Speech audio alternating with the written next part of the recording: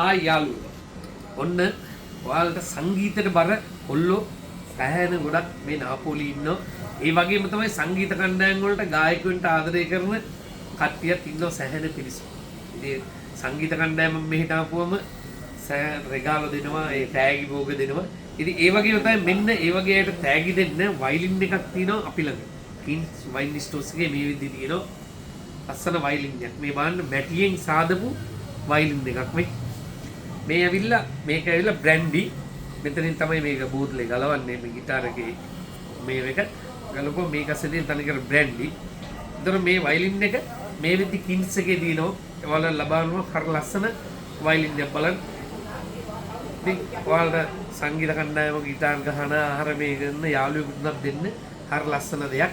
ඉතින් එන්න මේ විදි මේ අවුරුදු නත්තල් සමය අපි ළඟ තියෙනවා ලබා ගන්න පුළුවන්. ඒක තව එකක් තියෙනවා මම පෙන්නන්නම් ඒ වගේ විශේෂ දෙයක්. මේ බන්න මැට්ටෙන් සාදපු ලස්සන গিitar එකක්. හරි.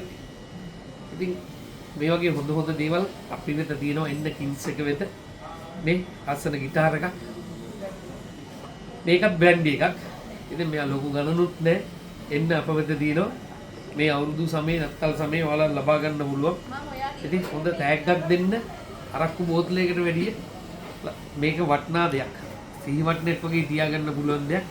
ඉතින් එන්න කින්ස් එකේ මේ විදි තියෙනවා ඔයාලට ලබා ගන්න පුළුවන්. එහෙනම් ජය වේවා යාළුවෝ.